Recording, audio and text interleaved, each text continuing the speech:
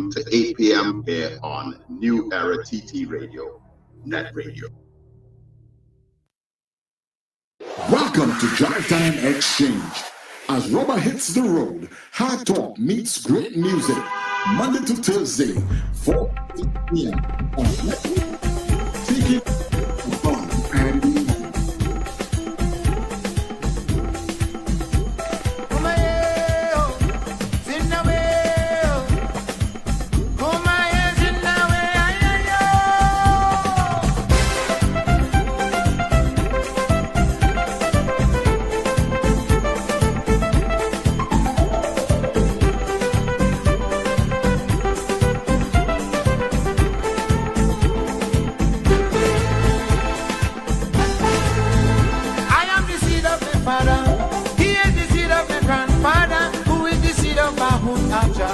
He came from Calcutta, a stick and a bag on his shoulder, he took banana capra. So I am party of India. India, the Indians can ship on this slavery, bind together two races in unity. There was no more mother Africa, no more mother India, just mother Trinidad. My Mahuta planted sugar cane down in the Caroni plain. Ram Logan Bande Prakashanai Jahaji Pai Brotherhood of the boat Jahaji Pai Brotherhood of the boat Jahaji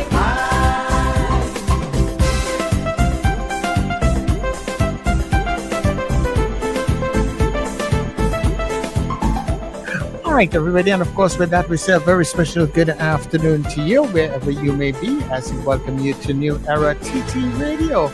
Yeah.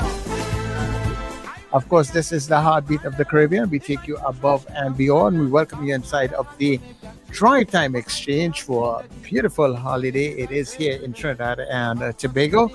And of course, inside of the Drive Time Exchange, this is where we are led by none other than journalist extraordinaire himself, Mr. Tony Fraser. So, Tony, good afternoon to you. And of course, our guest is inside also. So, good afternoon, guys. I have you muted, Tony. All right, you're hearing me now? Yes, I am. Okay. So, yes, good afternoon to you. And I love the piece of music that you started off with. I trust that you had your Diwali moments for today. Yes. Yeah, I like the way that you put it. It's moments, definitely. I've been having a lot of those. All right. Wonderful, wonderful. And in keeping with the day and the celebration, light over darkness, and the divinity of all of that, we enter into Chutney Soca, Soca Chutney. I don't know what's the right phrase. It just reminded me that I have this cold. My voice is a little bit hoarse, and when I get into one of those fits, I will ask Zeno and your good self to take over and unmute me so that my screaming and shouting won't go worldwide. Right, Chalo? No problem. Just whenever it's coming, just hit the mute. Yeah, well, I had, during today, I had moments when I said I should not do the program this afternoon, but having set Zeno up, I can't make a big man look small, make him waste his time and all of that. So that, here we go. Right? So what we're going to do, we have been, over the past weeks, looking at Soca, the intervention of Soca into the Calypso and the music mid-70s around that time. And coming after, let me take some water.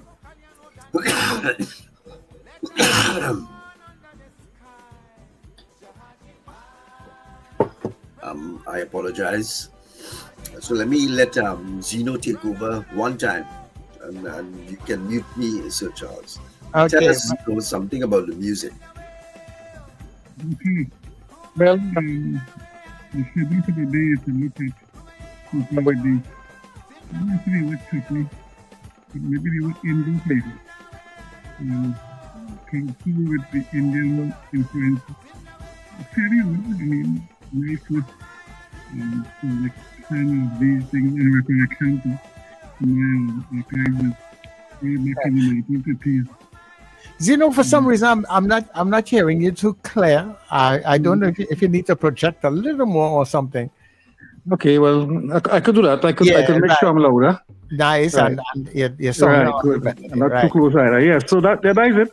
It is. I mean, almost 100 years now that we have had this influence and contribution of Indo music. Let me use that term.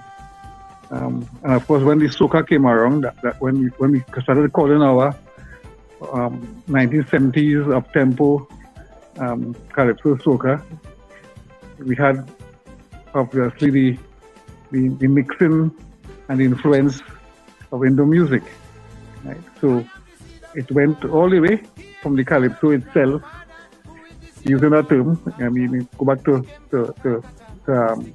Calypso by Executor and Killer and so on, all the way down into the 60s and Shorty himself and coming down the road now. Until we get to where we are now, Jupati, Ricky Jai, Navi Lee, etc. Yeah. And the piece of music that Charles played at the start, a wonderful melody. Of course, it created quite a bit of conflict. GB had a response to it, and some other people, and so on. I suppose the music was one thing, but the lyrics of Brother Marvin disturbed a lot of people, and I believe GB composed something and responded to him in that. So it was, if you like, a clash of cultures. And the lyrics, I think it's not the music so much, but the lyrics of Brother Marvin caused some serious conflict. Yeah, well, in fact, the lyrics, the conflict of the lyrics was just in that couplet where he talks about, as a Douglas himself, if you look into his past, you will see Indo and African things. You see a man in a dhoti. I think the first person to take umbrage was N2 Springer. And even though Marvin went to great lengths to explain later on that he was not talking about the Afro population, but he was challenging himself as a member of the Douglas population, who he felt, along with some Indo, had always denied that in the past there was Indo and African in the past.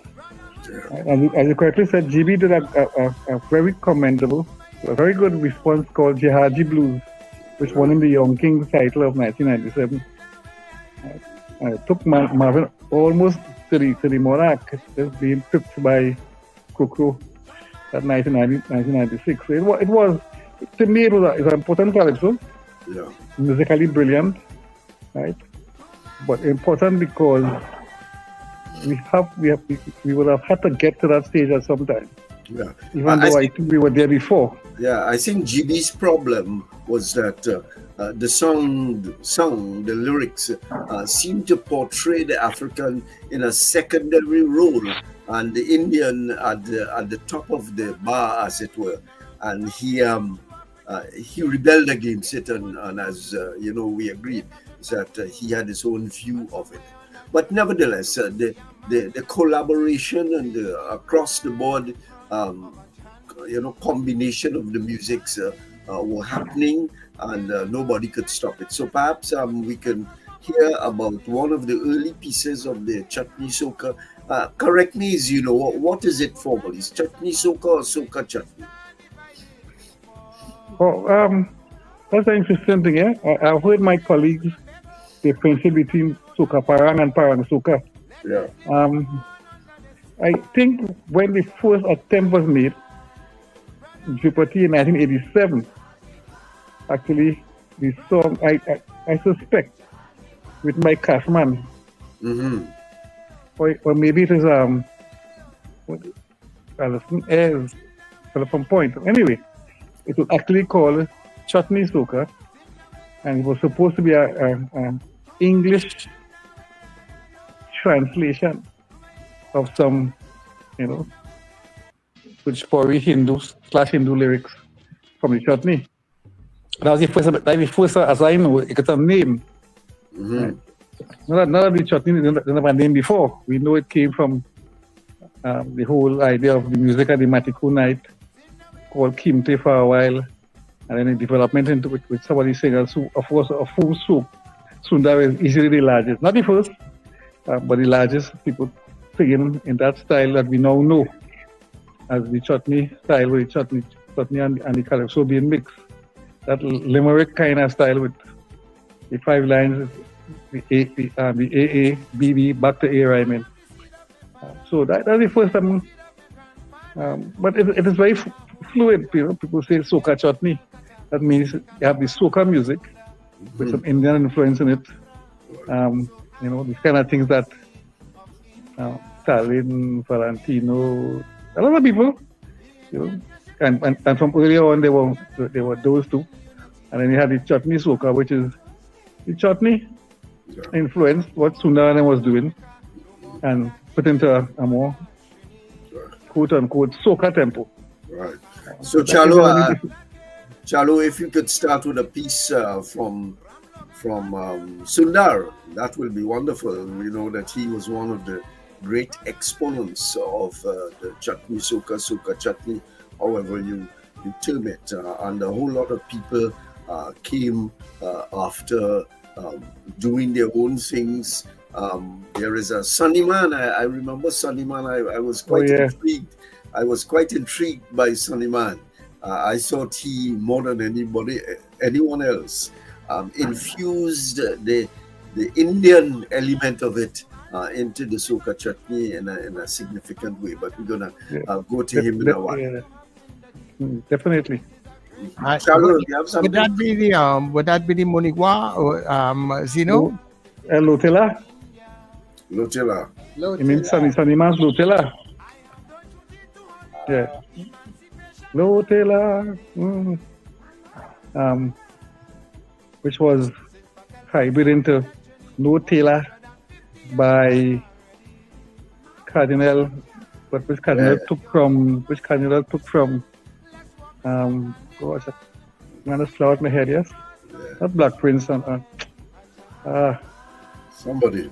Versatile. Okay. Yeah, Versatile had gone that, I don't know, a mockery, I suppose, and a pick off on Sunnyman's Lotela. And he did no Taylor. I got no Taylor. And kept taking off his clothes. Yeah, Cardinal made it very big afterwards. Yeah. All right, Chalo, you have something?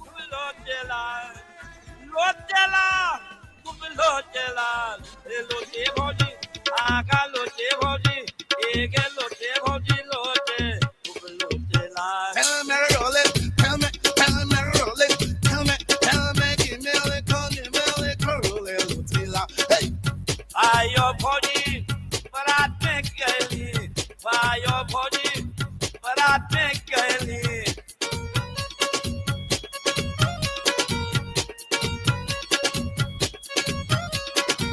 By your body, but I think I need. By your body, but I think I need. Just a bad body, cooping that chilla. Just a bad body, cooping that chilla. Body, aga lote body, ege lote body lote, lote body, aga lote, aga lote body, ege lote body lote la,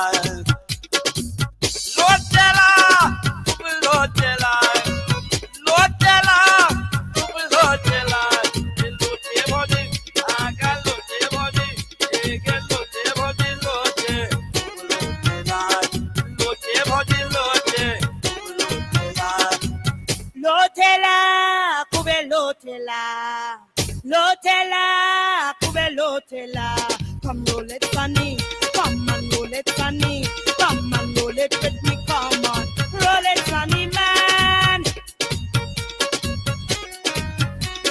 Me and Sonny brother went to a big wedding. Me and Sonny brother went to a big wedding.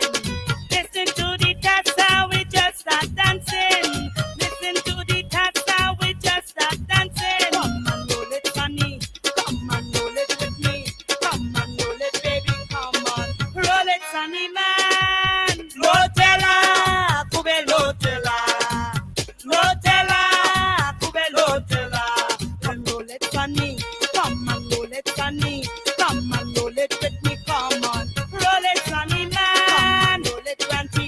Well, not the original version there for you guys, but an infused version with Denise Belfort, General Grant in between there. Bringing it full circle, I guess. Okay.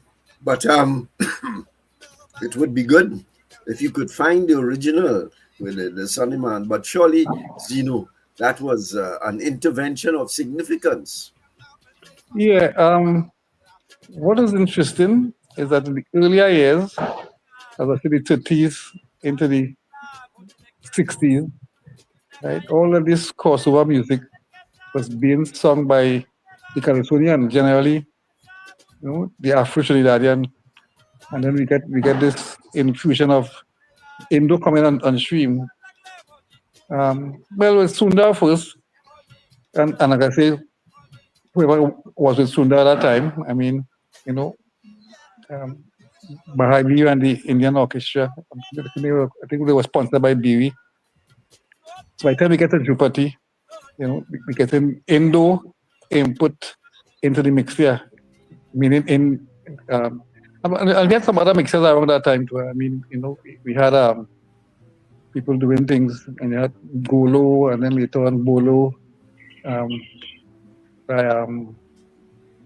what the name is, Second Image, and then Ricky Jai doing Bolo, and so on. So, but it was an interesting thing, and then we get comfortable there. Right? When we heard these things the first time, back in the 80s, before Jupati make it a household kind of thing, the reference used to be, hey, look, in Indian Calypso. Yeah. Because you're hearing the Calypso beat, well, Calypso / the Soca beat. Right. And hearing this. Indian instruments and styles. Yeah. Who would you consider, Zeno, to have been, if not the first, meaning the one, two, three, but who made the biggest splash initially with the Soca Chutney Soca? Well, I definitely know Jupati because by the time we get to Mr. Bisesa the year later, right, 1988, Mr. Bisesa was so big that if you didn't know that Indo could be in the Soca, Chutney Soca business, you knew then that it went all the way to Skinner Park, and that was a tremendous hit, Mr. Bisesa. Now I suspect there were songs before. I didn't do any research just for this purpose to find out, what they had. I remember hearing a couple songs, like I said, with Indian Soca, instrumental and things. You're hearing that influence. But of course you had, Kiluchi, Bulbul, Indrani, and others before. But that was definitely biggest. I mean, if I'm looking at it after Jupati, perhaps the next biggest song in that period might have been Indrani. Indrani became very big by Shorty. After that, when Sunny Man crossed, he could probably be the third in terms of Nana, Nani, and Scorpion Girl, and Kaise Bani. And Kaise Bani is a very good example because it solidifies the mixture even in lyrics. That period where you have English and the Hindi. And I use the word Hindi as a general term. Some people say it's more Bhojpuri. It doesn't matter for this point here. Yeah. And that way you can see both languages in one. Yeah. But it's interesting. It just struck me for the first time, a little bit in passing, not of any great significance, but the Besessa turned into another Besessa at a later point in time. So we had two Besessas coming out. Well, one was in Calypso, one was in politics. Interesting names over. Chalo, I don't know if you have a Besessa on tap there, and the right Besessa, not the wrong Besessa. Yeah.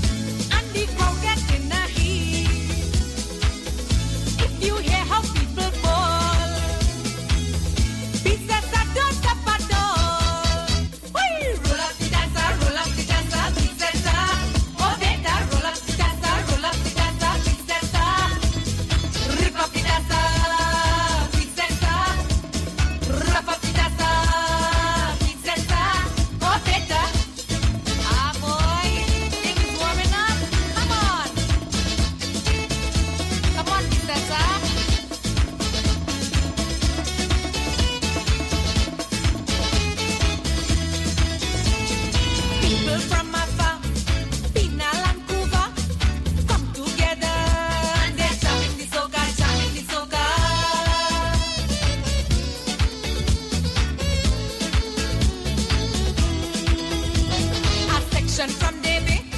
Join and start to play Indian love way. And they jam in the soca, jam in the soca.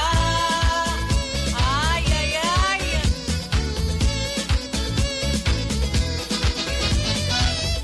Well, the old man getting hot. On the tassa start to cut. The Rafik from Valley Line.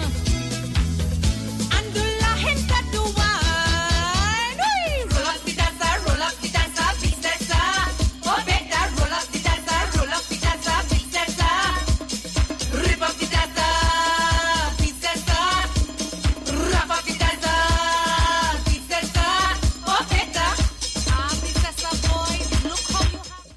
All right, so Mr. Bissessa there, roll up the tassa, call it what you want. I find it wonderful. Of course, there was a measure of controversy. This Indian woman coming out in Calypso, saying Calypso Soca kind of thing, and singing the kind of thing that she sang at that period in time. In the Hindu culture of the period, of course, changes have come over time. But the woman was supposed to be in the back and not going in front of the cameras and rolling up the tassa. Zeno.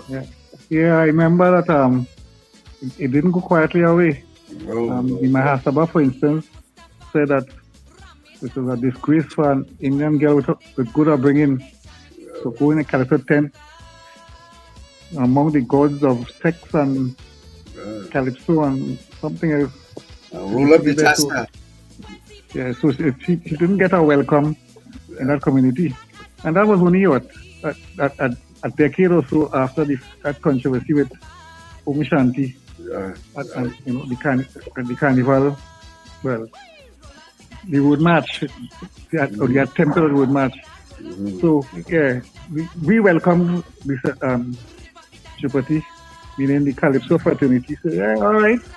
Because it wasn't that new to us. We had, things before. But I don't think she get a very harsh, criticism. But she survived. Yes, she did. Yeah. And I remember on occasions, that her husband would come forward and say, that's fine. He sanctioned it. He allowed it to happen. He had no problems with it. She was shaking up the tassa on stage.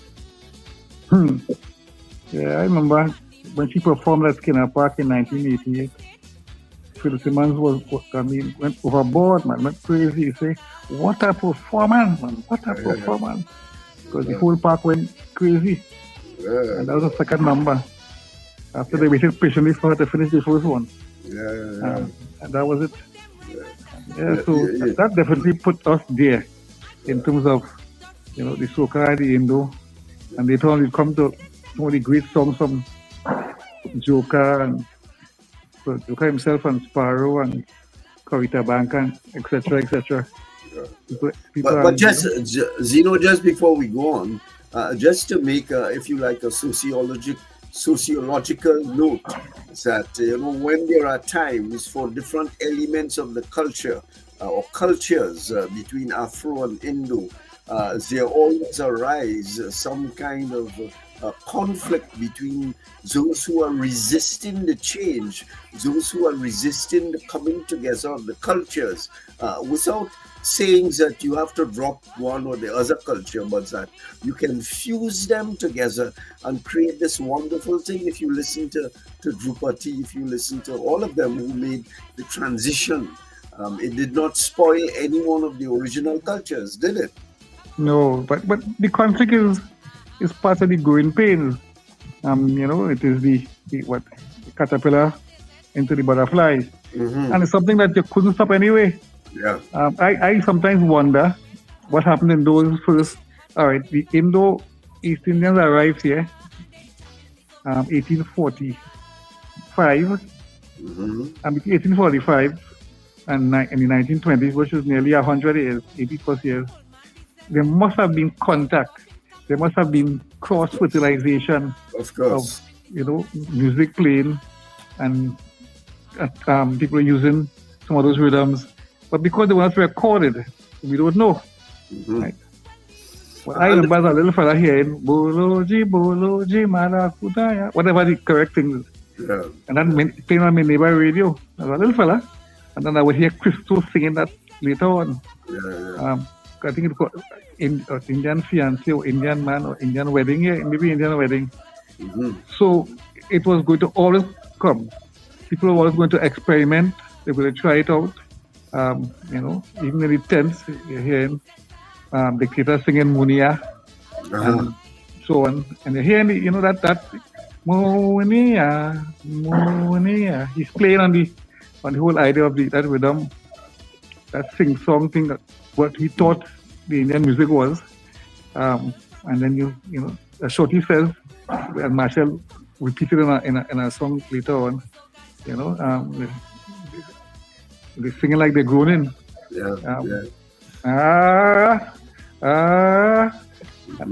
was the introduction, but it had to happen according to Gordon Woolley, and what Woolley described as leveling.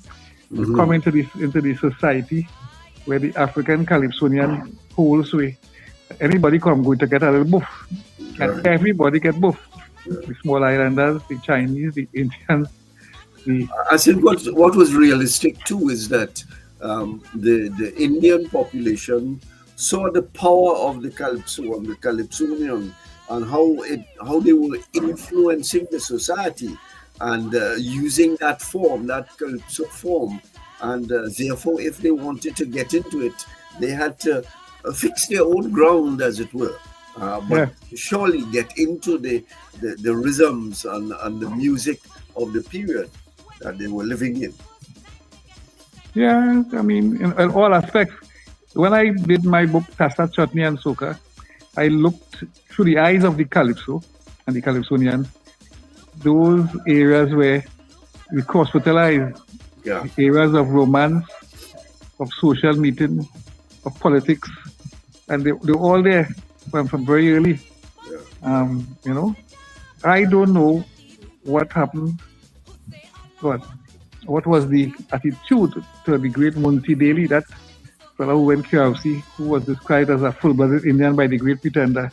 Yeah. He was a Shantwell back in the 1920s. Yeah. And he was the first one I know from our records to have crossed into the Calypso world, even though, as I said, it was the Shantwell then. But later on, so it's interesting. It's something that you can't stop, because if we live in, we're going to interact. Yeah, the romantic part especially. Yeah, of course. You go into all of the villages in south and central Trinidad, and you find Douglas like myself abounding all the time.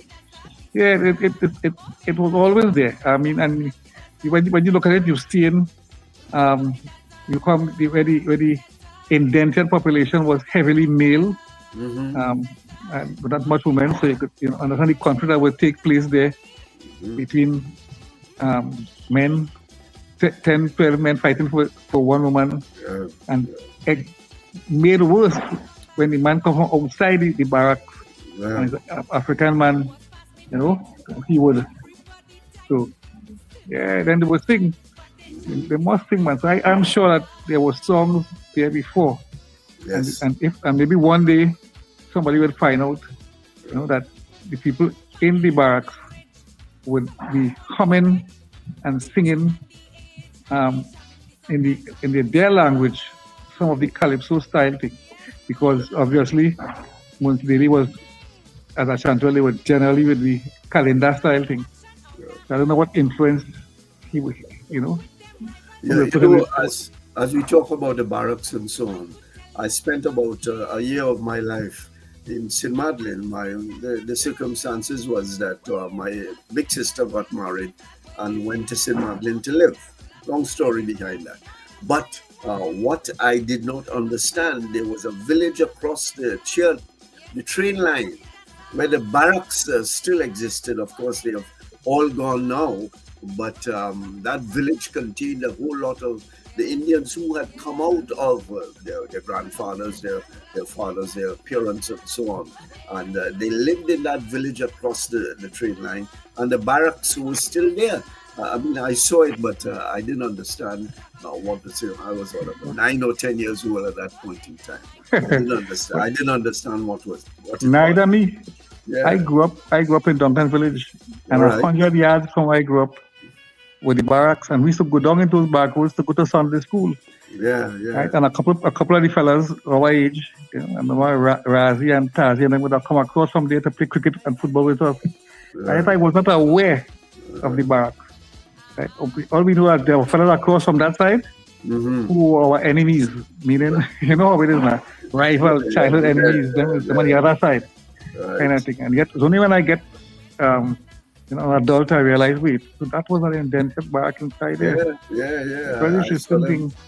Yeah, like I mean, just to make a plug for this, Victor Edwards, playwright and theater person, actually has a play called Takdir, which means destiny, and it explains so well, that coming across from Indo-Indian romantic conflict and so on, and of course there's Samuel Selvon's writer's son, Tiger and Umela, leaving the Caroni Plains to go into Barataria.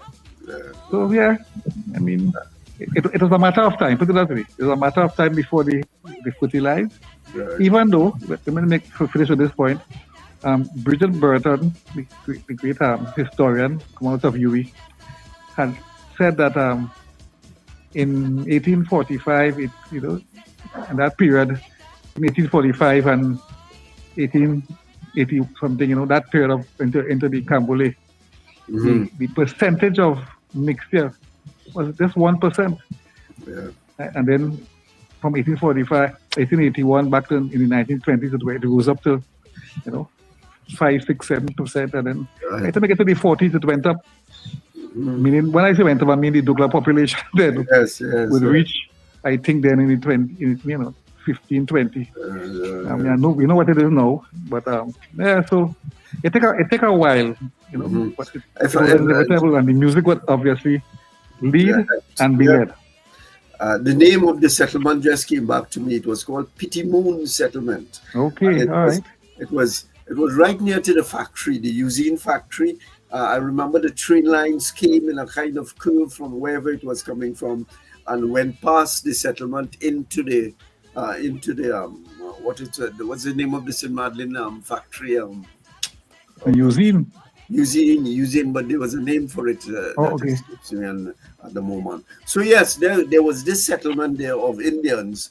I don't know if they interacted, if there was a lot of interaction with the members outside of that settlement in the St. Madeleine area in particular. I was a little boy, so I wouldn't, I saw Indians and a little Douglas and so on. Not that it meant anything to me. A boy from Port of Spain, Belmont and so on. I don't know if it meant anything to me, but I surely, now that I can recall it. And when we played, there was incidentally a cricket ground in the back. Actually I saw some England players. What's the name of the park? It's slipping me at the moment, but the English team, that must have been 1960 or so, when the English team with Peter May and Colin Cowdrey and so on came. They played a game, a friendly game in that area, in the park, Dubison Park, Dubisson, something like that, Dubison Park, and that was in the part of the Indian village across the train line. And you see things and you know things, but you really don't know what was happening at that point in time between the Indian and the African population.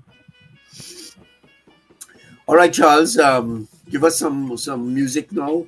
Yeah, so let's go to the Calypso Bani now. कैसे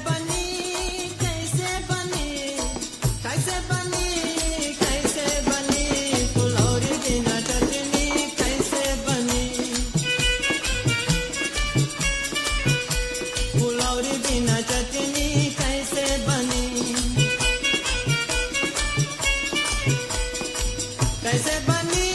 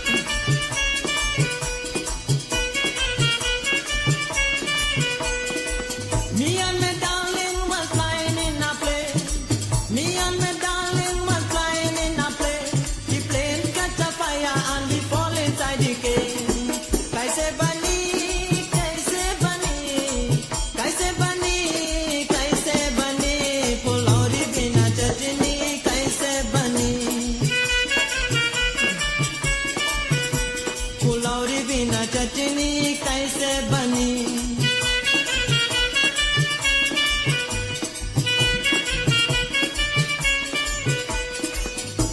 I beat in me drum and I sing in me song. I beat in me drum and I sing in me song. The only thing I'm missing is me bottle around. Kaise bani, kaise bani, kaise bani, kaise bani. Pull out the dinner chutney, kaise bani.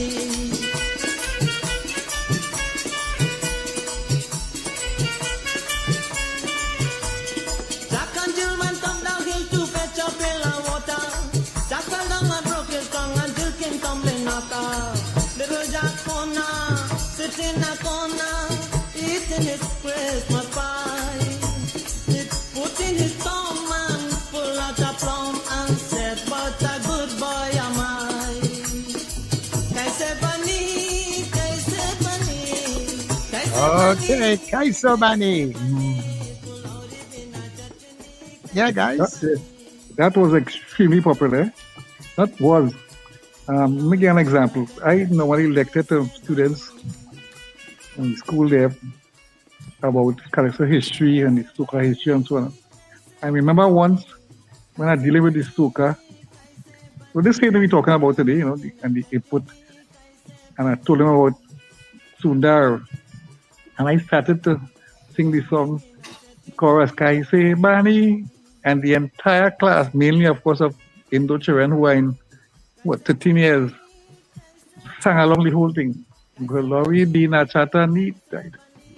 So that the song predate them by 50 years. I think this was about, I don't know, late 60s, early 70s, somewhere there. And yet it is still a well-known popular song. Maybe, Zeno, you're not doing too bad yourself with the language. Oh, well, when I did my book, and I had to translate all these Hindi words and sentences and things, I had no idea. But there was a teacher in the school. Not a teacher, he was a librarian, fellow named Bikaru. I went to him, and he formed the translation for me. So I was able to get all these Hindi words into my book. Because I used to hear them singing it, and I wasn't sure what they're saying. I was able to get them. I mean, afterwards, one or two. So when you hear Auna Beti and Pani and Paisa and so on, and Boli later on in the 90s, I would give my 4 or 5 classes and so on, just for fun sometimes. I would give them a quiz on Indo terms, and it was very interesting. People, what these words mean, what these things mean. When you hear Paisa, when you hear Pani, I always felt it was important for us to know on both sides. Yeah. I mean, I still think so. I still think that people should know about each other's sociology, history, musically, everything. Yeah. It just will help. It will clear barriers. Yeah. So absolutely. And of course, we know that over the years there have been 2 or 3, as I remember them, African singers who sang the Indian songs as good as any Indian singer. Yeah, in Masana. Yeah. I remember that back in the 70s, this particular fella was very popular. Yeah. And then 1 or 2 others joined the thing. Yeah. Listen, the diehard will say, we can't go there. Yeah. But people to stop it. I mean, things would happen regardless of what you want to do. The music will come. Yeah. And then, the people are always in front of the politicians and do. Well, the politicians have an agenda, so we have to be in front of them because them just get blocked by what they have to do. Right. But I just look around twice. You hear Sparrow singing, and hear not only Shorty but later on. Yeah. But so Chalo, let's go to. We give you a moment to find something, perhaps by Shorty, singing something of the Indian variety, the Soca Chutney or the Chutney Soca, in the period of time he coming on. Whoever the Calypsonians that you find, Shorty was amongst those delving into the into the chutney, or creating it, if you like, in front of all of that. All right. Well, yeah. Well, Zeno is 1 year, so I'm going to all Zeno music. Perwa gam lage ko milai jaise kira ki patiya hawa lage pati jai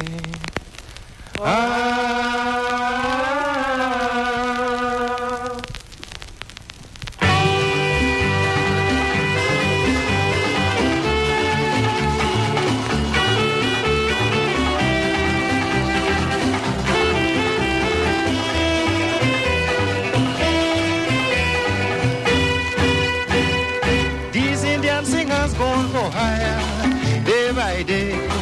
They're getting better. All these Indian singers gone for higher day by day. They're getting better. Long time when an Indian singing, he would stand over the groaning, but now they change entirely. If you hear them with a sweet, sweet melody, ahama is G-R-O-I-A. Riba is G-R-O-I-A. Parar se dunia anasihan rimeyaye.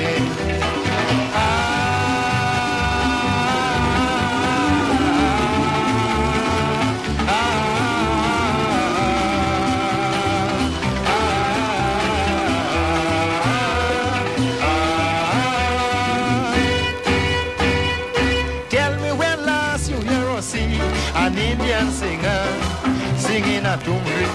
Most of them don't know where they come, so it's only Indian rhythm and blues and Calypso. Christmas carol as well. They even have an Indian jingle bell. 5 o'clock as you wake up in the morning, Taran Passad on the radio singing.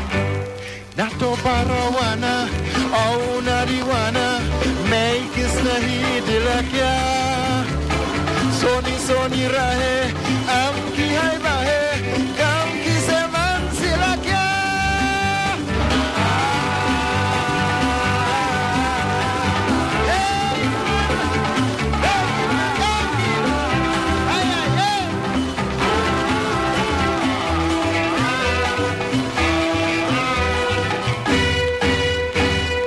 When you listen on the radio, it's more Indian song than Calypso. You can even hear Clarence Covan, all days tuned by now Jawan. Don't be surprised if you hear in length. They open my Indian Calypso tent. I'm signing up with them right after Carnival. I'm changing my name to the mighty Jah Group with Lal. And I'm singing Akela, oh man.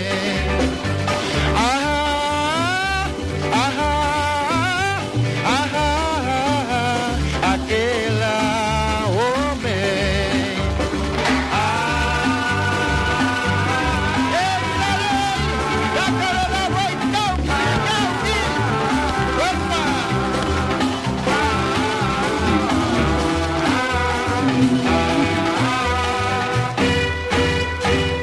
Indian singers for hire, and many of the Yeah, Indian singer there. Sorry about that, guys. I was actually trying to get the end ready for you, Tony.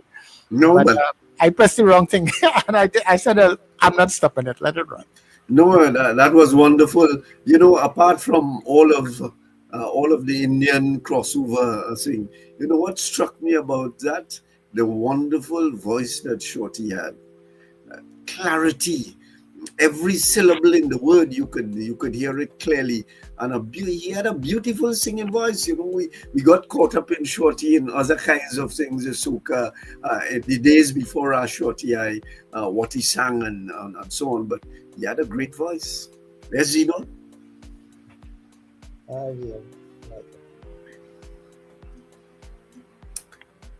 But he was versed. I don't want to say steeped, but versed in the Indian music before he came to Calypso.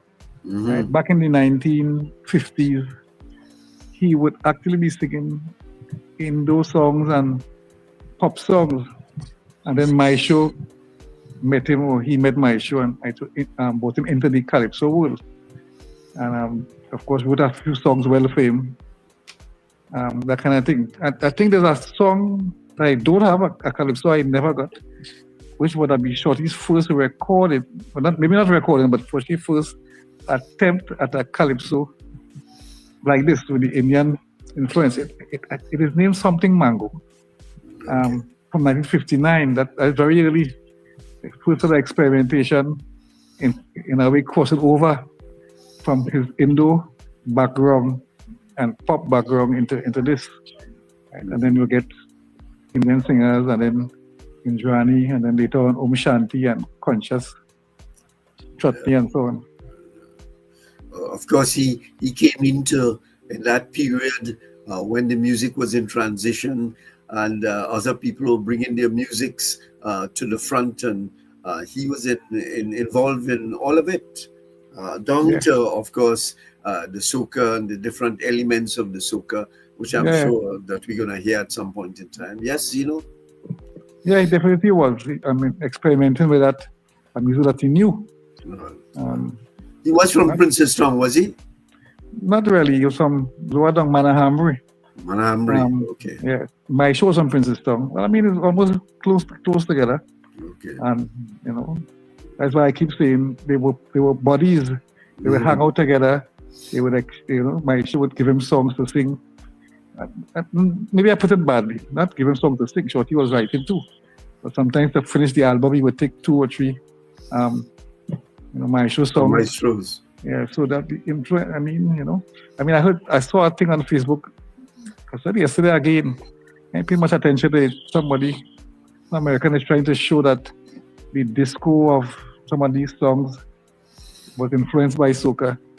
Kind of wrong, because a lot of them songs were there before the soca. But he did make an interesting point. He said, because in 1963, Shorty was singing this, and he played a piece of Cloak and Dagger. Cloak and Dagger doesn't resemble anything that became disco. But more important, Cloak and Dagger is maestro. Fully maestro. And Dagger always underneath my clothes, that is fully maestro. That was the days before. But I will try to pin down an exact day that we get this thing, because there's so much influences go into the music, into what we later on would call soca. People were experimenting with all different kind of things. Anyway, So right. So let's take a little break here now, and Chalo, when you come back, we can delve into some of the more modern soca chutney and the new exponents of it. We haven't talked about Sundar Popo, but he made a very significant contribution in that regard. So when we come back, we're going to deal with some of those things. All right, keep it right here on the Era TT. Wake up with the NETT Radio Breakfast Show. Rise and shine with Wendell Stevens and Richard Raghubarsingh, weekdays from 6 o'clock to 9 a.m. Start your day feeling good, energized, and informed as we tackle the biggest issues of the day, get you where you need to be on time, and keep you in the know about everything that matters. We bring you insightful discussions, expert analysis, and the latest updates, so you're always ahead of the curve. Mornings matter.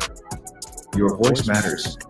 And it all starts right here on New Era TT Radio, NETT Radio. The NETT Radio Breakfast Show, weekdays 6 to 9 a.m. Wake up informed and stay ahead. Charmflair Auto Services Limited, your one-stop auto repair shop, located at number 1 Industrial Lane, Charmflair, right opposite the brewery on the Eastern Main Road. Yes, we do it all. Repairs to all makes and models, from your everyday sedan to SUVs, light trucks, pickups, and panel vans. We're also the sole distributors of Davanti tires, certified VTS inspection station, plus a wide range of services: oil change, front end and suspension repairs, tune-ups, tire alignment, batteries, electrical work, radiator and cooling system, AC repairs, and accessories galore. We offer pickup and drop-off service too. Call us today at 662-6545. or 662-6572. Follow us on Instagram and Facebook. Chamflair Auto Services Limited, number 1 Industrial Lane, Chamflair. We do it all. The mid-morning just got better. Join Sir Charles for the mid-morning mix and mingle, where good music, real talk, health, and family matters come together, and your voice is heard. Whether you're at work, on the go, or just taking a break, this is the perfect mix to keep you engaged, informed, and entertained. The mid-morning mix and mingle, weekdays, 9 a.m. to 12 noon on New Era TT Radio, NETT Radio.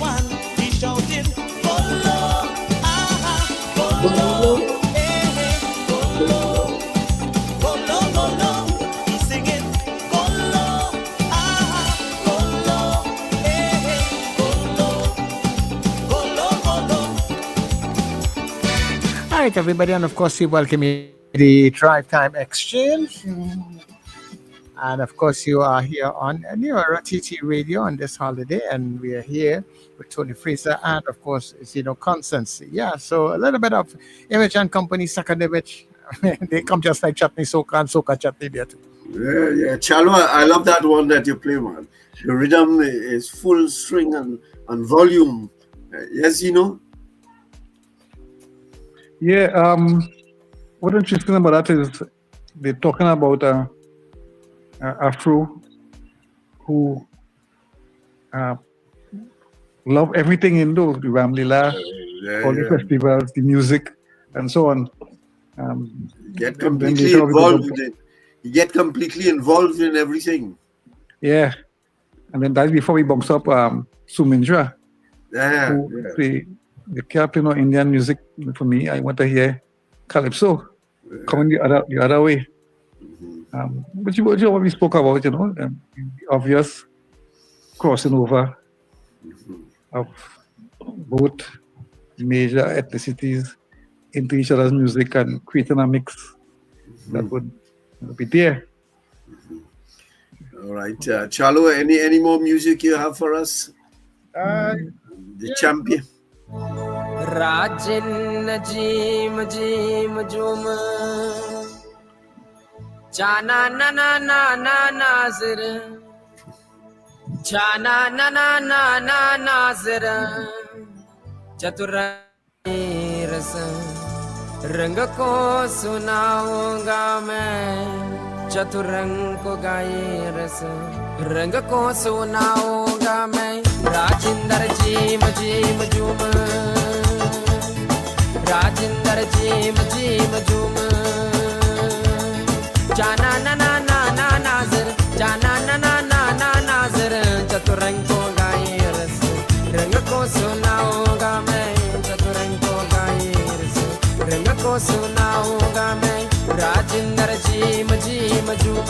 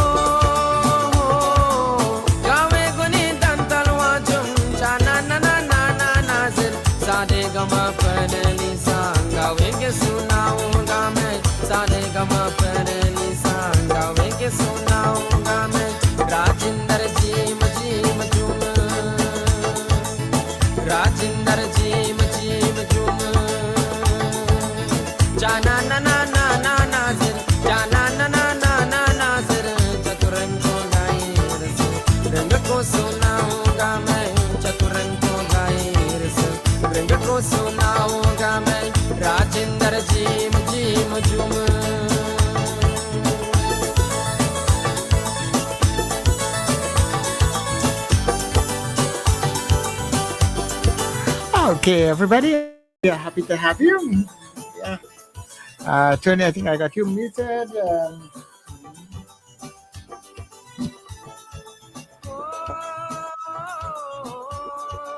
Yes, Adish there for you guys. Yeah, yes. Something about this piece, Zeno. Yeah, I mean, like I say, you're hearing the both things there. It never stops, you know. We keep going in and out, in and out. Everybody searching for the different things, you know. So, yeah, I mean, George Maraj has listed 77 Indo-Calypsonians, but some of them are at Douglas, of course, but in the business. And some of them would cross. And, you know, the point is we enjoying in this music the both worlds. I mean, it's still controversy every now and then, but you know, the music is there. Chalo, you have anything by Sundar? Yeah, give me a minute. I'll find something for you. Yeah, and of course we have Stalin also asking Sundar for the Calypso that he promised him so long. Yeah, Stalin and Super both have Calypsos about Sundar. Sundar was obviously one of the leading lights in the whole crossover business, and he reigned for a long time. Yeah. All right, we are exploring on today, Diwali Day, using the opportunity to look at the crossover music between the Calypso and the Chutney and the Soca, however you deem to put them together.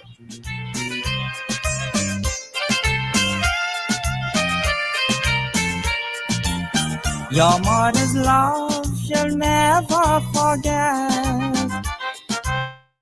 Things you do, child, you're born to regret. Your mother's love she'll never forget. The wrong things you do, child, you're born to regret.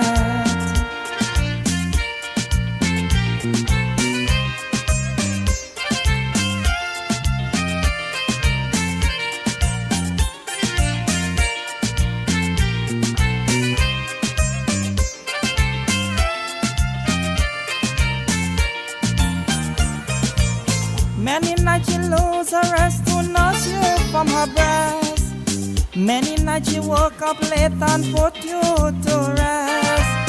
Many nights she grieved to see you grow from infancy. And many nights she wondered to know what will you be. So use your conscience and sympathy. God said to worship she and then go to him. Makum mohabbat madhulana, jo kar kaam kiya hai wo ribana.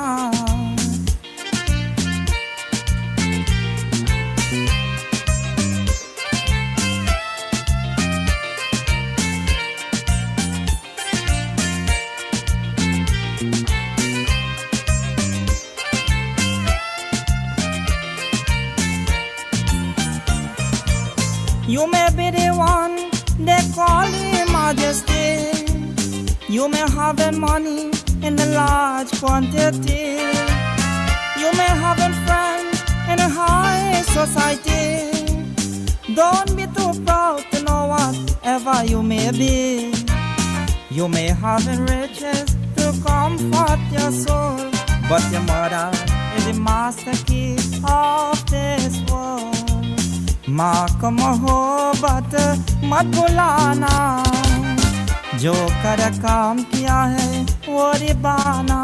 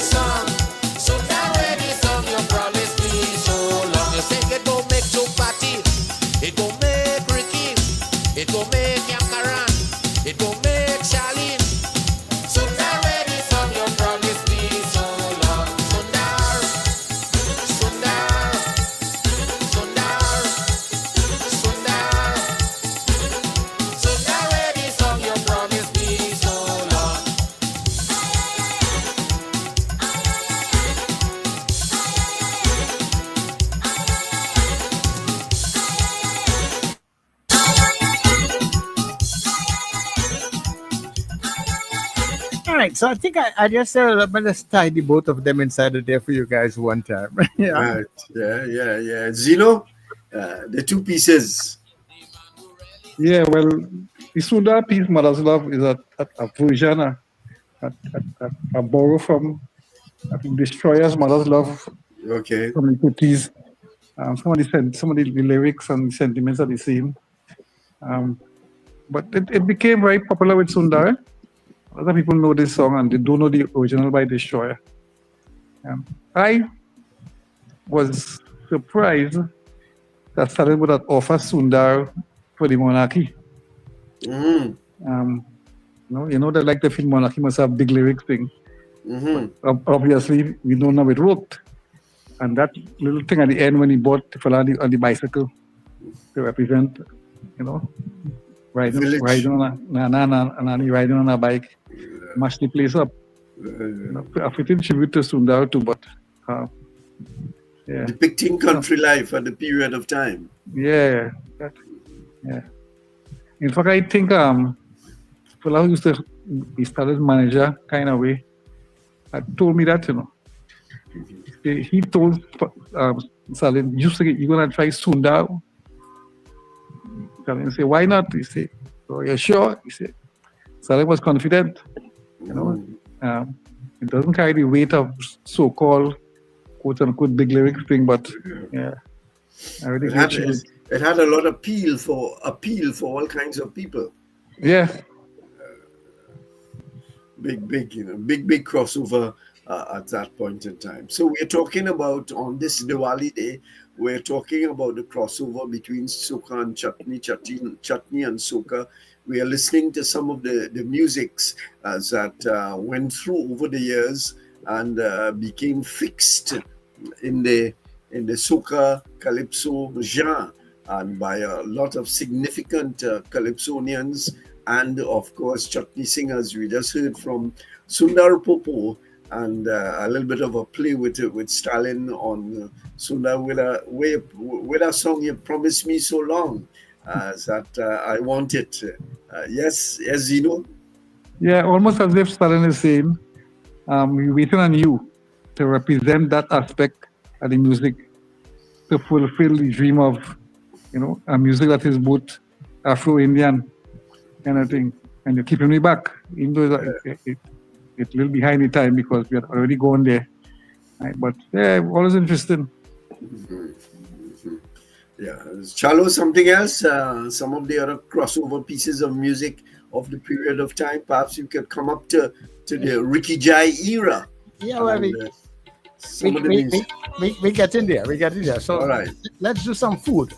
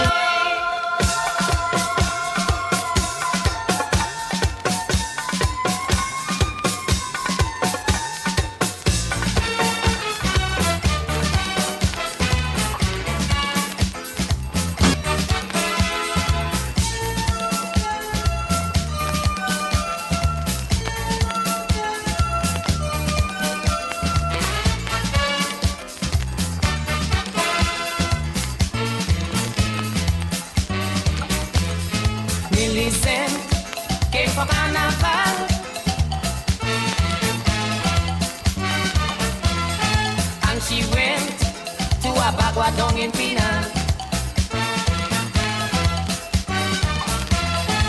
When the roti start to shake, she began to eat.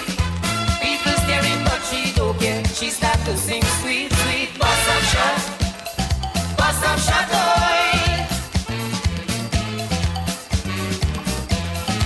How I love this thing so. Only I alone know. Now until tomorrow. Give me hototo. Bust up shot, oi.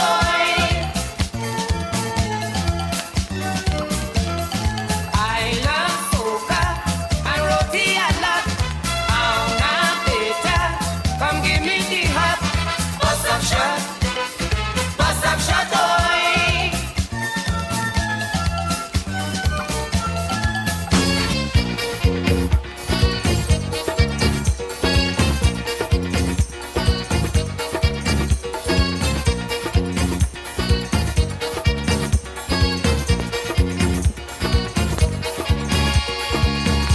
Sukaran, Bang Bang downtown.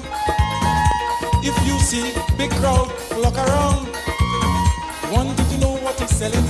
Closer and closer getting. The crowd only jumping and carrying on. And on was down Independence Square. Curry smelling in the air. Let's jump, jump, jump, jump, jump, jump, jump, jump, jump, jump, jump, jump, jump. Hurry, hurry, hurry, hurry, come for curry. Hurry, hurry, hurry, hurry, come for curry. La la la la la la, la la la la la, la la la la la la, la la la la la la.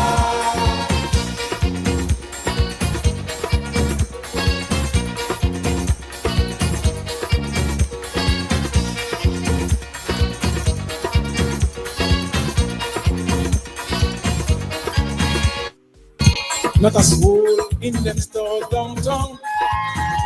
Sukaran, have them all smell bomb. Okay, so I just see I ran around there with some food for you, Tony. Yeah. Plenty action. You know, I heard the story back to Carita Banca from Trini. I heard the story both from Joker and from Trini.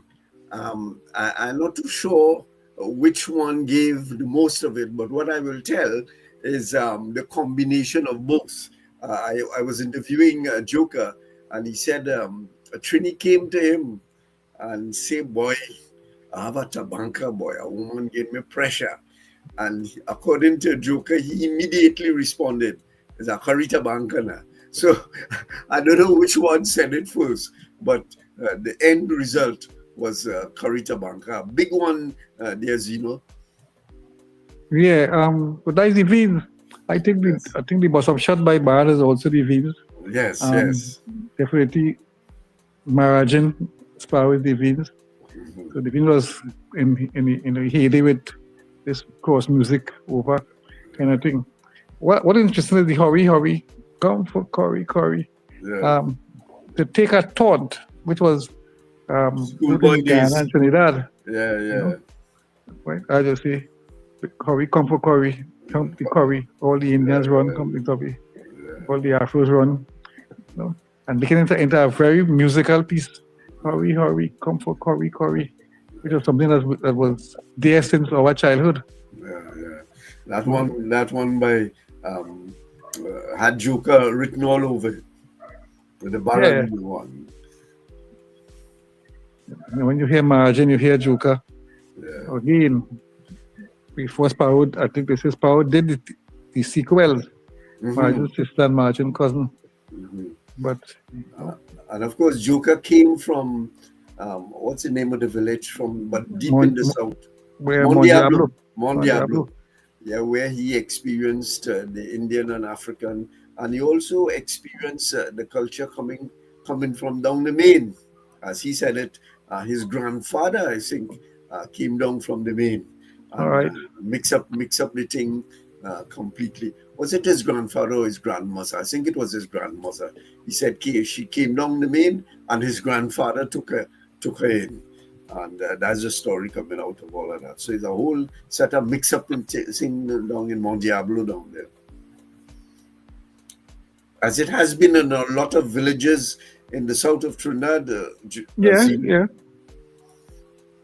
Inevitable people coming across long time now, not now, long time bringing parrot and monkey and thing and and trading from down the main.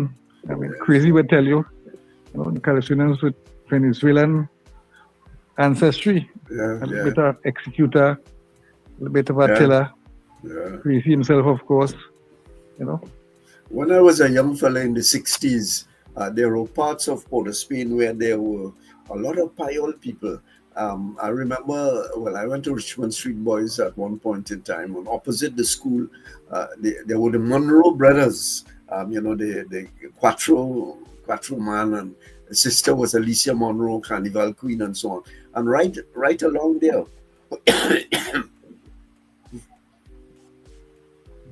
yeah, I understand.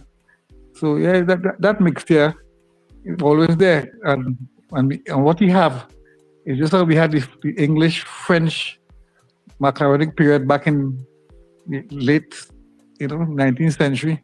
And then we had the Calypso in English and Hindi, and then we came to the Calypso in Spanish and English. Yeah. Spanglish. Yeah, the crazy, nah? Bena Chok. And sensical food, but nobody singing the parang. Comfortable.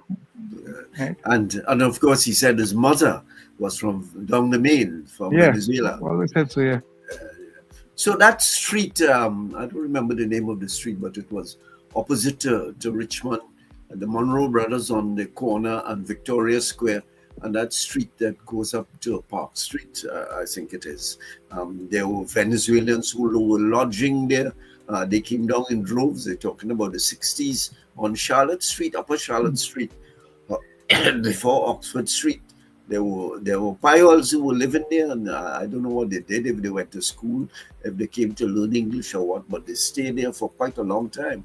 Of course, they are gone now, and there are different generations of Payol coming into the country from everywhere you go in Trinidad, you see them. Yeah. And of course, they brought, the generations before them brought the parang, a different kind of a take. The country has a lot of various interesting interminglings, and we still fight up with the race talk all of the time, but that's another story. So, Chalo, yes, let the music run now, man. Now is the time to listen. Great pleasure this evening to welcome to the Palladium Lata Mangeshkar, Lata Mangeshkar, Lata Mangeshkar, Lata Mangeshkar. Soca, Bidia Chamkegi, Soca, give me soca, boy, give me soca.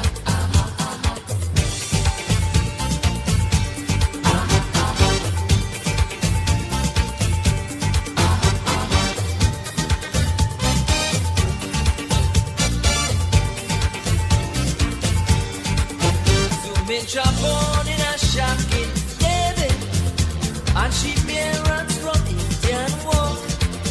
This pretty girl have me tracking all day, killing me when she fancy talk.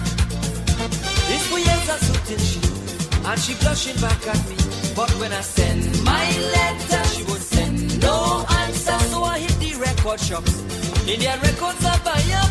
When I reach my girl, she said stop. Ricky stop. She say, Holy Lata Mangeshkar, give me soca, Holy Lata Mangeshkar, give me soca, Tickle me with a love way, soca me till I say, but Holy Lata Mangeshkar, give me soca,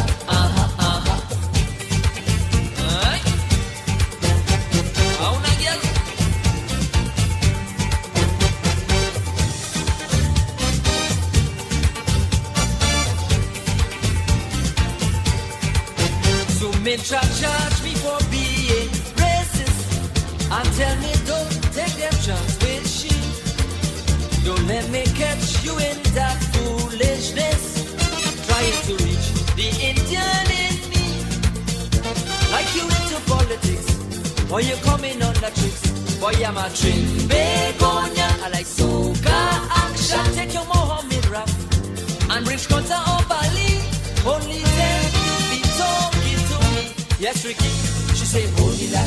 Mangeshkar, give me soca. Aha, aha.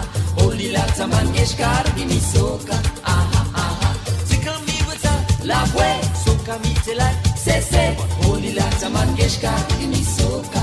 Aha, aha. Holy Lata Mangeshkar, give me soca. Aha, aha.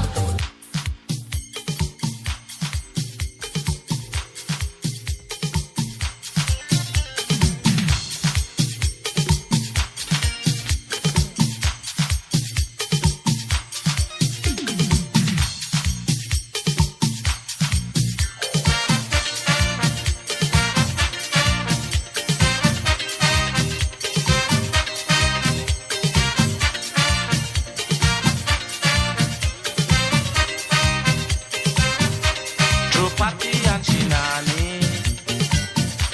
in Soca Casa City,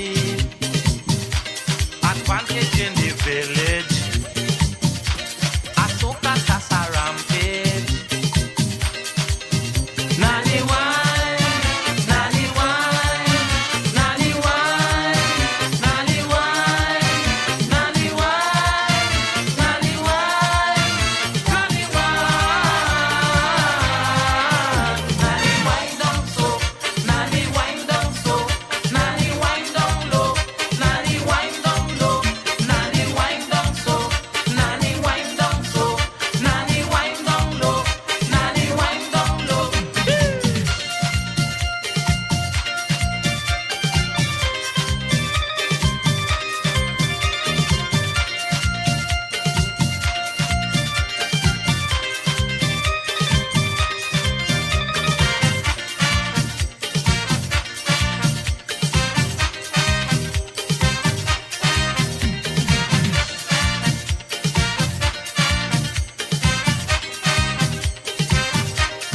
People started watching the way how she was whining, exposing culturally sweet musical harmony.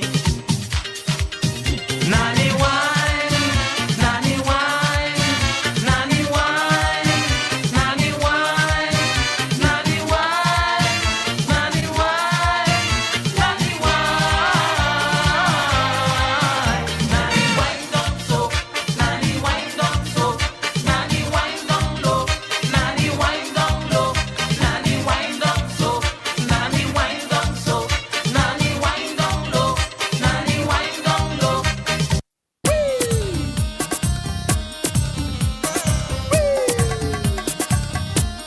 Come now, better.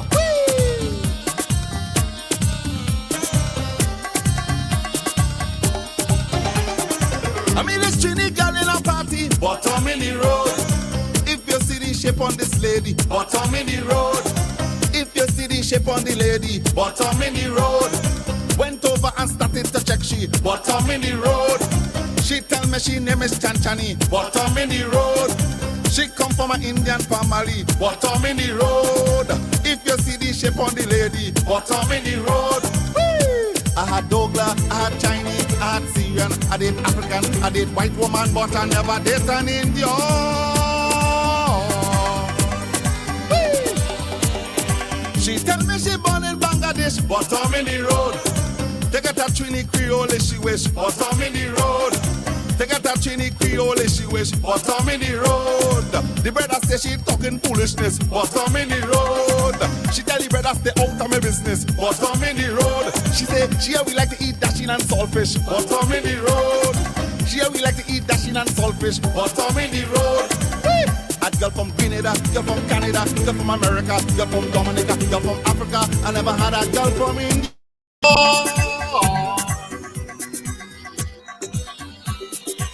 All right, gentlemen. So we are back on the inside with you. Yeah. You're raising some trouble there, Charlo. So we had The Ricky last- Jai, we had Crazy, and of course, controversial Iowa George. Yeah, Iowa. I'm sure Zeno remember that Iowa caused quite a stir when he talked about bottom in the road, referring to Indian woman and so on. There was an uprising.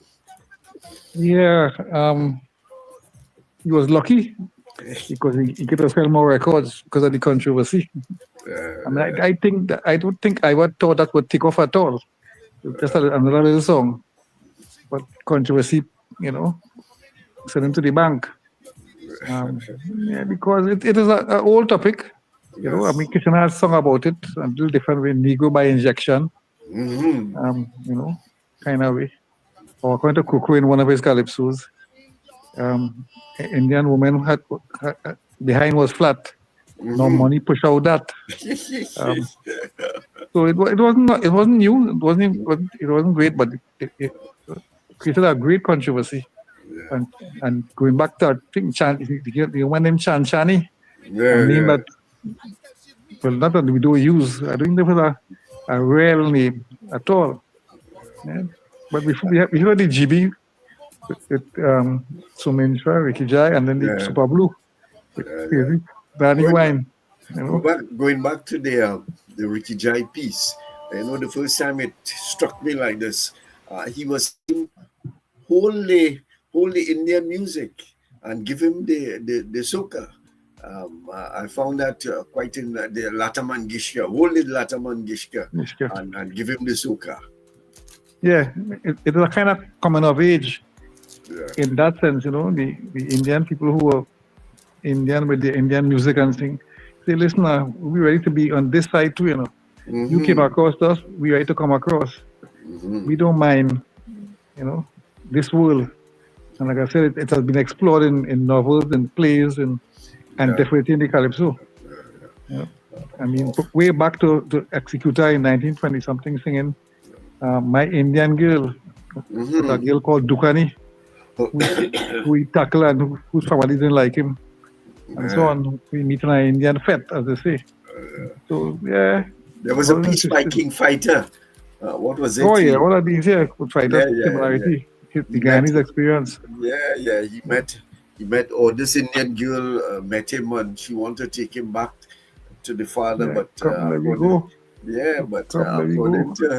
according to him, the father have a revolver. So King Fighter said he agreed. Melody singing, nigga. Yes. So the attempts, I suppose the underlying point of all of this is that the attempts at crossover between the two cultures have been going on for a long time. If we think about Mangal Patasa and the music and the experimentation that he has gone under with the sitar and the steel pan and that kind of music that has been going on for a long time in our midst. Sometimes I don't want to go off on the politics, but I blame the politicians a lot for stopping some of the crossover and generating heat between the two groups of citizens. Yeah, well, for them it politically important. Yes, because they have to support the tribes.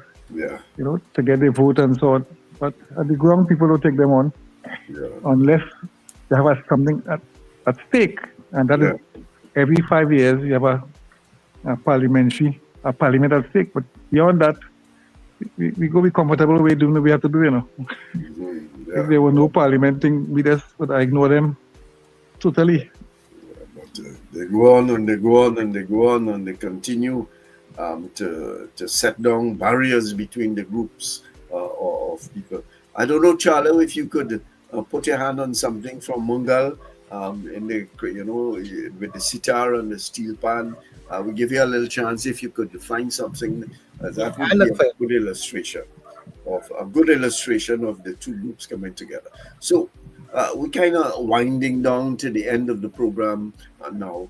What would you say, Zeno, has been some result of the crossover between the chutney and the soca and the general kind of bringing together of the music?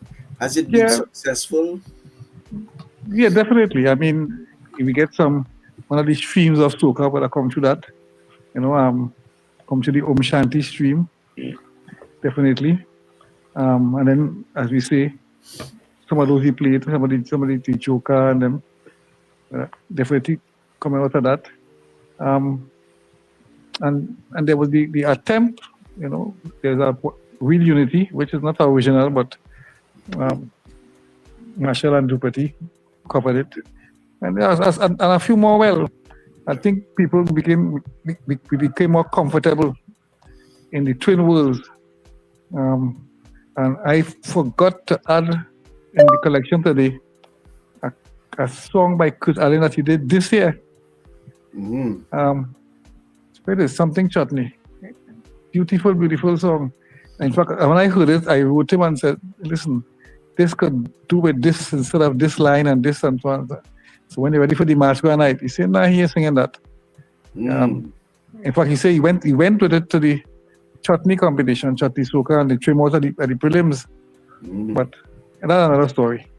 But so up to this year, people are still using the experiment. And Lady Gypsy herself had a couple of years where she did that Chutney. When Tuko had the Chutney competition in the big night, the extemporaneous night, she did a couple of years, maybe the final three. A couple of years with Dal Belly Indian and Indian something else she was playing with there. So yeah, I mean it was there. Yeah, we couldn't run from it. Sometimes there are negative things, sometimes they are mainly positive though that we get music that we could play with. And because I didn't think this year is a good example that what he did is create, not simply use the melody to sing about about the Indo-African. It was a really good calypso about a father who was a deadbeat father who was into rum and watching his children suffer, and he used that melody. I thought it was a really great song. Yeah. I think what has happened over the years is that like the entry of any of Shorty's songs, Om Shanti, the lady had what's her name? I don't remember. Indrani. And other songs, there is controversy at the start, and perhaps some adjustments are made along the way, but inevitably these songs have come to be standard classic pieces of soca, chutney, calypso, whatever you deem to call them. They prosper in the end, notwithstanding all of the controversies that come up at the start of them. Yeah. And Shorty have one called Conscious Chutney, I think, that he did in response to the whole battle with Iowa and them later on, I think that in somewhere in the 90s. That was probably the last one. So you have a few of those Did Maestro ever get into it? No, at all. That's all I know. How you read that?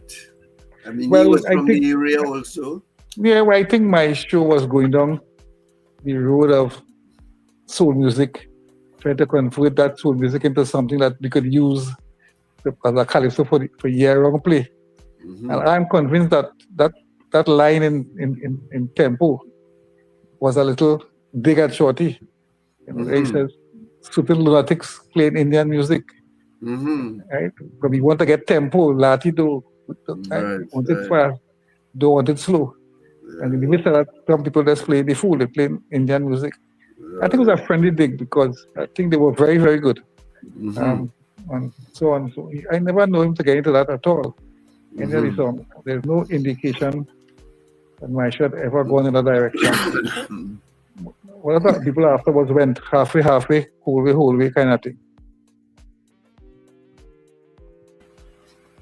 Yeah, I suppose Shorty was more steeped in the Indian culture. Yeah, he was based on his background. As I said, he came into the Calypso world from that background. Yeah. It was that he was Calypsonian and then met it. He was already there. Yeah. Do we know anything? Do we know anything of Shorty's background? I mean, beyond what is generally known. He's from that part of the country. Yeah, well, not much, but I mean, as far as we know, he was into soul pop music, into Indian music, singing Indian songs. Before my show, they say met him at the end of the 50s and kind of encouraged him to come into Calypso into the 60s. So that was his background. But it's so easy for him to go there. Yeah. He was already into it. What I think is missing in our history in all kinds of ways, not only in terms of calypso music, but that background search of what are the factors that's contributed to people emerging in the ways that they did. And Yeah. I'm afraid that we haven't done too much of that work in terms of understanding where what fired these people, some of our great achievers. And it's not only across in ethnic crossover, but in all kinds of ways that we don't normally think about what stirred them to achieve in the way that they achieve on the national scale. Yeah, but I have that the Mongol for you, so I give you a part of that, right? Okay, good.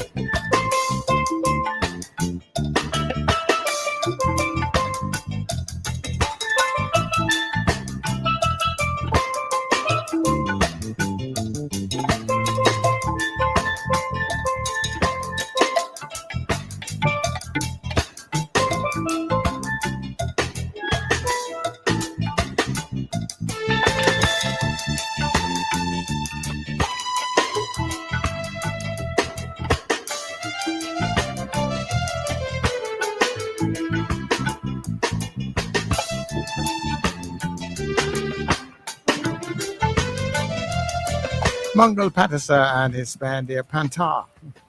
Yeah, experimentation between the sitar and the pan, the African and the Indian. Yes, Zeno?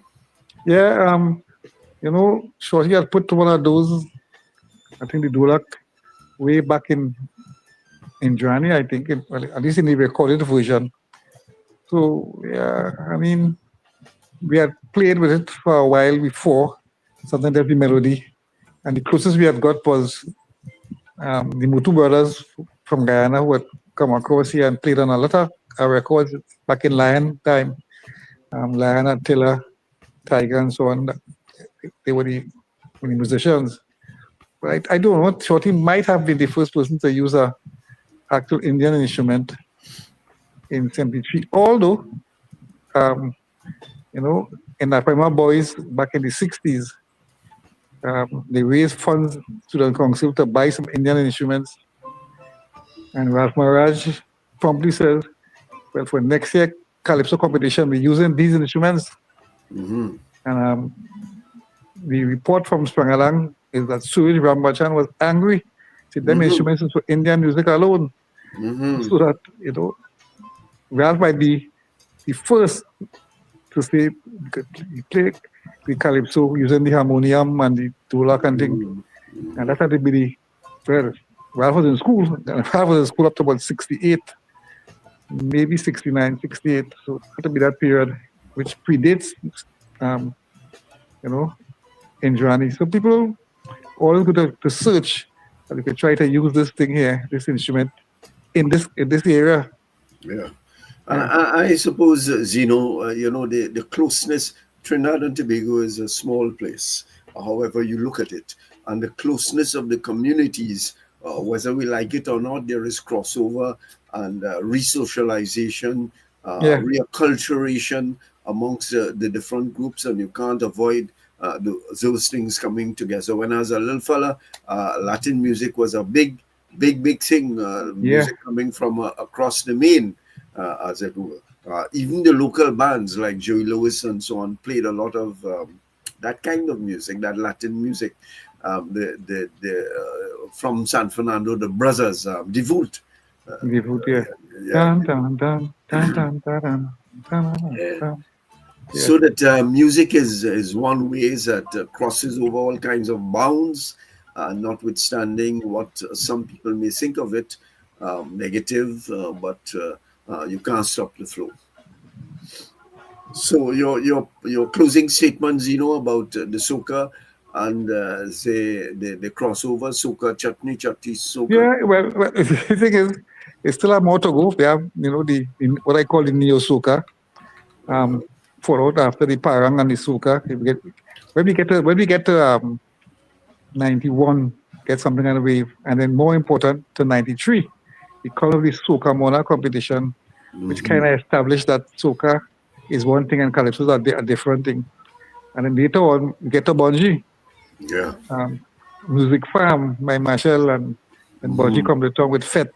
Yeah. And so getting a whole different kind of thing that people also didn't like. I mean, Luther in Bang Bang Jamaican took Bonji to task. And also Posa in Final Name with this new thing. Right? So the practitioners of the soca between 75 and 95 would now look at Bonji as an example and say, what all this again there? And people look at it now, I mean, I still get over the fact that you hear some soca now, that is soca, or that is just a pop song. It plays there, you hear, even Kes, Kes big song this year, you wonder what it is. So, yeah, I don't think... And the fact is that you're making international traction with it. Yeah, I'm saying. But, if you look at it, and they want to be too what? To be too pure. And they say what is soca is 75 to 95. After that is new soca, now is a different kind of thing. Some of them, very, very much so. The process of evolution and change, we can't stop it, notwithstanding whatever we think. All right, but before I go, let me make a little plug. I have a cultural concert at the end of the month, Firebird Center, 31st of October.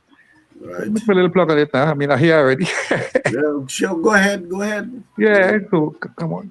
What we're doing is just that these are every 3 months or so we have a small concert. That's $20, and the people in the area come and perform song, dance, drama, a little bit of instrumental, pan, whatever it is, people to enjoy.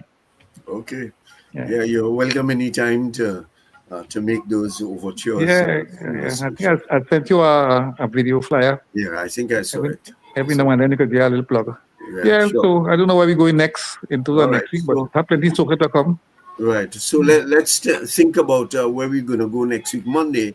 And in between now and then, we will exchange ideas on. All right. Well, like I say, we have the whole 90s coming up there.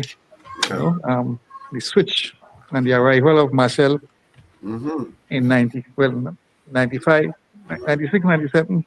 And take this thing in a whole different direction. Yeah, so we get the music farm. And mixing that Jamaican thing and so on. And they get that then big shock coming down there. And then later on, the arrival of Bonji would change a lot of things. Because when he came, it was heavily criticized because of the whole Jamaican trust. Right? The bounty killer kind of thing. So we can go there too. All right, so Chalo, that's it for today.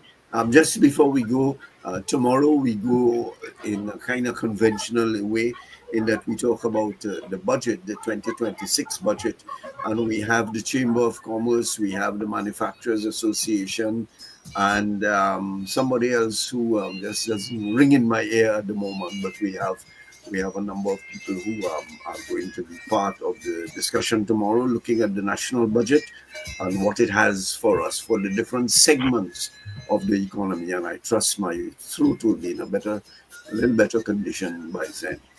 Chalo, over to you. All right. Well, thank you very much, Tony. Thank you very much, Zeno, and to all the people listening. Thank you very much for being with us here inside of the Drive Time Exchange. Don't go anywhere. There's so much more for you on the net. Life today, oh, all like yesterday. Friendship gone, leaving hate and scorn, yeah. Never living like strangers with neighbors. No love, sir, no love, sir, for one another. To unite people as one, I create a song, I hope it live on from generation to generation to generation. Sing, oh, shanty, oh, shanty, shanty, oh. Purna mada, purna midam, purna muda chanty. Oh, shanty, oh.